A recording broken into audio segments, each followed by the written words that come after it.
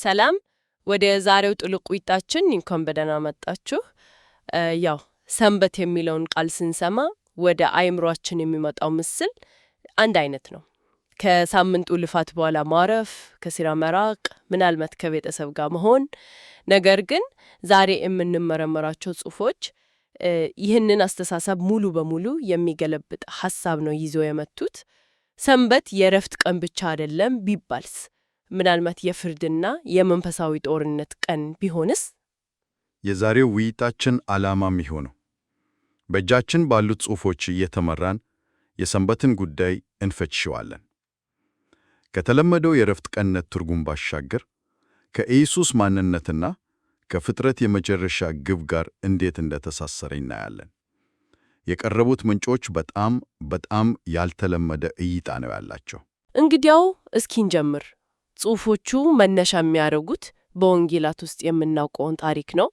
የኢየሱስ ደቀ መዛሙርት በሰንበት ቀን እሸት ቀጥፈው ሲበሉ ፈሪሳውያን ይቃወሟቸዋል። ይሄማ የተከለከለ ነው ብለው ኢየሱስም የመለሰላቸው መልስ የዳዊትን ታሪክ በመጥቀስ ነው።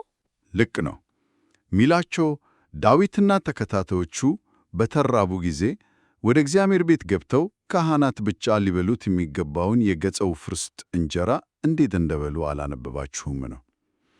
ምንጮቹ እንደሚሉት ኢየሱስ እነዚህን ያነጻጸረው አንድ በጣም ወሳኝ ነገር ለማሳየት ነው።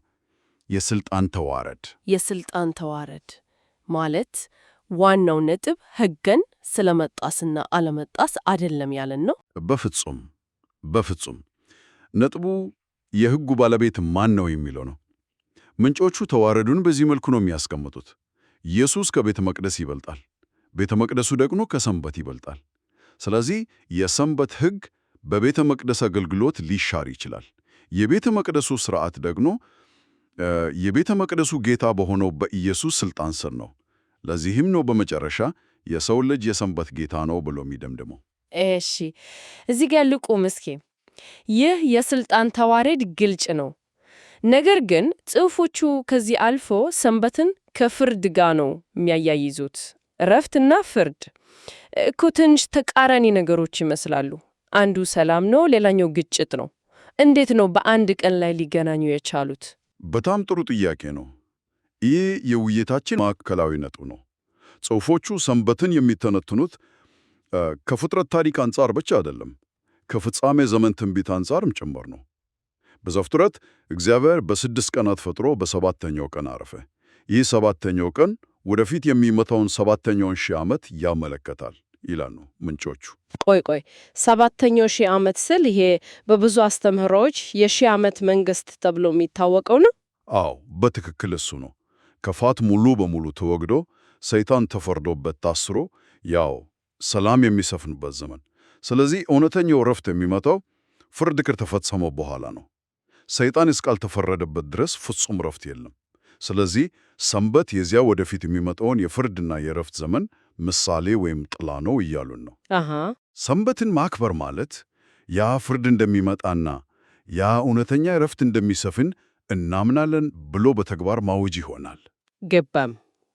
ስለዚህ እረፍት ማለት ከሥራ መቁጠብ ብቻ ሳይሆን የክፋት ኃይላት ከተሸነፉ በኋላ የሚገኝ የመጨረሻ ሰላም ነው። ይሄ ማለት በጎ ፈቃድ ሥራ የሚሠራ ሰው ወይም የታመመ የሚጠይቅ ምንም ሳያደርግ ከሚያርፈው ሰው በላይ የሰንበትን መንፈስ እያከመረ ነው ማለት ነው። ወደዚያ አቅጣጫ እየሄድን ነው። ልክ ነው። ይህ እይታ ሰንበትን ከምንም አልባነት ወደ ንቁ ተግባር ይለውጠዋል። ምንጮቹ ይህንን ለማጠናከር የሚጠቀሙበት ሌላ በጣም ጠንካራ ምሳሌ አላቸው። የብሉይ ኪዳን ካህናት በሰንበት ቀን በቤተ መቅደስ ውስጥ ከሌላው ቀን በበለጠ ይሰሩ ነበር። እንስሳትን ያርዳሉ፣ መሥዋዕት ያቀርባሉ። እውነት ነው። ሥራቸው ይበዛ ነበር። አዎ፣ እነዚህ ሁሉ ከቤተ መቅደስ ውጭ ቢደረጉ ኖሮ የሰንበትን ሕግ መጣስ ይሆኑ ነበር። ነገር ግን በቤተ መቅደሱ ሲያደርጉት ኃጢአት አይሆንባቸውም። ለምን? ሥራቸው የተለየ ዓላማ ስላለው ነው። አዎ፣ የጽሑፉ መከራከሪያ ነጥብ ይኸው ነው። የካህናቱ ሥራ በራሱ ይህንን የፍርድ ሐሳብ ያጠናክራል። እንስሳትን መሥዋዕት ማድረጋቸው፣ ደም ማፍሰሳቸው የኃጢአትን ዋጋና በክፋት ላይ የሚመታውን ፍርድ የሚያመለክት ምሳሌያዊ ተግባር ነው። በሌላ አነጋገር እነሱ የእግዚአብሔርን የማዳንና የማንጻት ሥራ እየሠሩ ነበር። ስለዚህ የእግዚአብሔርን ዓላማ ለማስፈጸም የሚሠራ ማንኛውም ሥራ እውነተኛ የሰንበት አከባበር አካል ይሆናል። ለዚህ ነው እንግዲህ ኢየሱስ በሰንበት ቀን የታመሙትን ሲፈወስ ፈሪሳውያን ሥራ ነው ብለው ሲቃወሙት ምንም ያልተሰማው። እርሱ ከካህናቱ ሥራ ያላቀ የሰንበት ሥራ እየሠራ ነበር ማለት ነው። የእርሱ ፈውስ የሰይጣንን የጥፋት ሥራ በቀጥታ ማፍረስ ነበር አይደል? በትክክል። የእርሱ ተግባር የሰንበትን እውነተኛ ዓላማ በተግባር ማሳየት ነበር። ጽሑፉ እዚህ ላይ በጣም ጠንካራ መደምደሚያ ላይ ይደርሳል።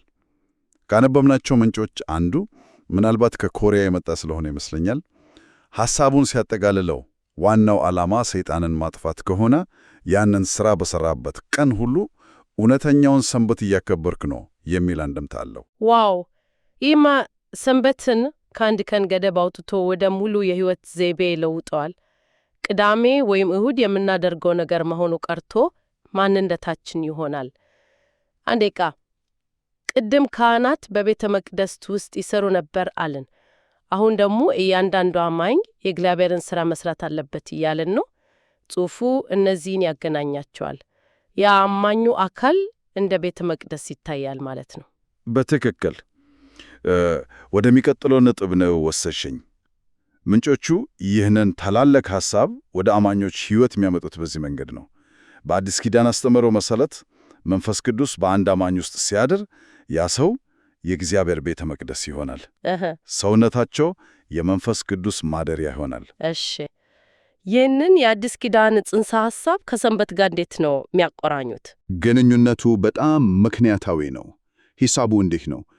ካህናት በድንጋይ ቤተ መቅደስ ውስጥ በሰንበት የእግዚአብሔርን ሥራ ሲሰሩ ኃጢአት ካልሆነባቸው እና የአንድ አማኝ አካል በመንፈስ ቅዱስ ሕያው ቤተ መቅደስ ከሆነ እንግዲያውስ ያ አማኝ በየዕለቱ በራሱ ቤተ መቅደስ ውስጥ የእግዚአብሔርን ሥራ ሊሠራ ይቻላል። ያ ሥራ ያልከው ታዲያ ምንድን ነው? በመንፈስ ቅዱስ ኃይል በኃጢአት ላይ የሚደረግ የዕለት ተዕለት ተጋድሎ ነው። በክፉ ምኞት ላይ፣ በቅናት ላይ፣ በትዕቢት ላይ የሚደረግ ትግል። ይህ የሰይጣንን ግዛት በግል ሕይወት ውስጥ ማፍረስ ስለሆነ ቀጣይነት ያለው የሰንበት ሥራ ይሆናል። በጣም የሚገርም ነው። ስለዚህ ሰንበት ሳምንታዊ ሥርዓት መሆኑ ቀርቶ የዕለት ተዕለት መንፈሳዊ ተጋድሎ ይሆናል። እያንዳንዱ ቀን ሰንበት ሊሆን ይችላል። ይህ በጣም ጥልቅ ሐሳብ ነው። ሰንበትን ከካላንደር ላይ አውርዶ በልብ ውስጥ ያስቀምጠዋል። ጽሑፎቹ እዚህ ላይ ስለ በኩራትና ሰማዕታት ምስክሮች የሚባል ጽንሰ ሐሳብም ያነሱሉ። እነዚህ ከዚህ ሁሉ ጋር ምን ያገናኛቸዋል? ትንሽ የተወሳሰበ ይመስላል። አዎ፣ ግን ከቀደመው ሐሳብ ጋር የተያያዘ ነው። እንዴት መሰለሽ? በዚህ አስተምሮ መሰረት የሰይጣን የመጨረሻ ፍርድ የሚመጣው የእግዚአብሔር ሕግጋት እውነትና ፍጹም መሆናቸው ሲረጋገጥ ነው።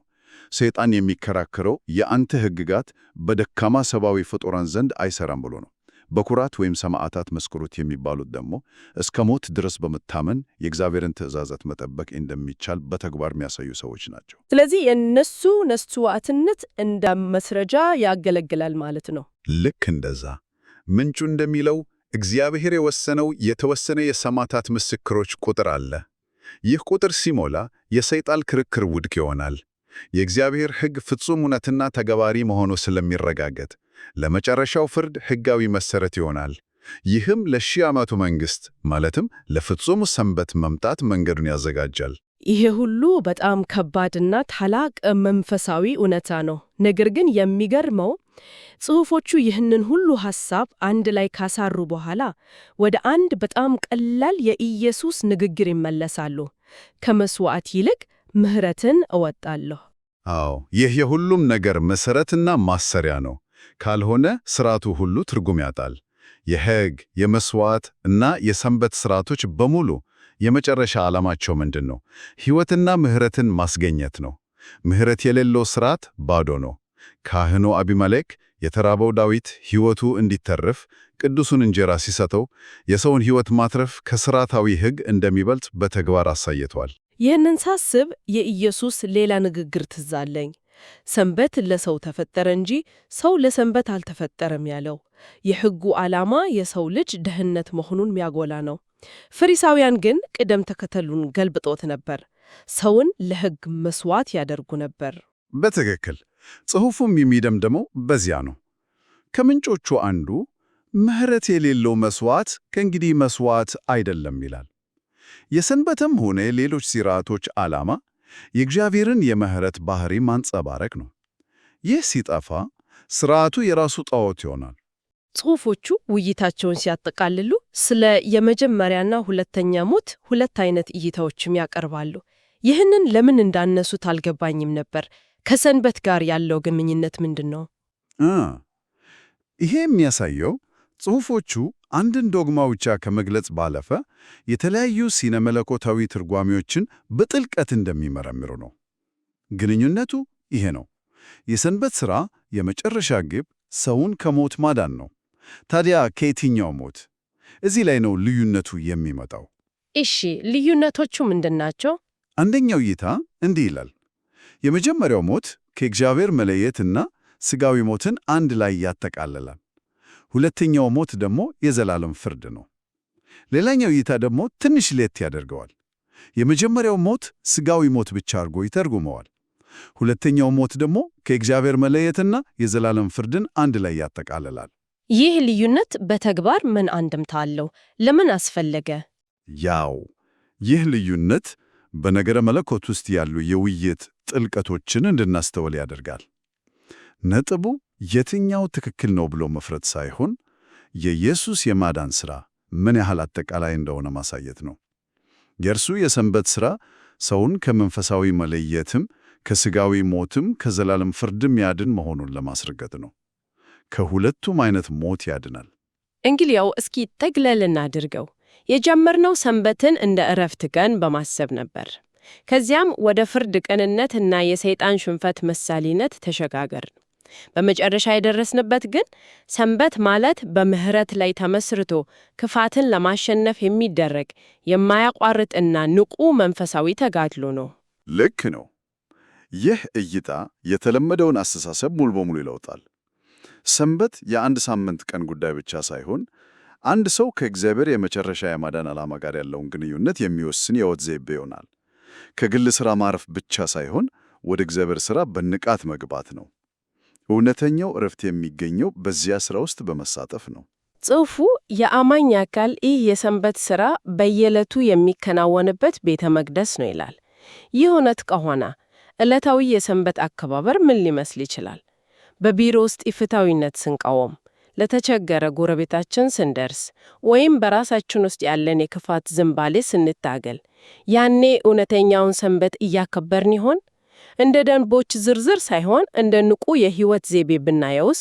ይህ ለሁላችንም የምናስብበት ጥያቄ ነው።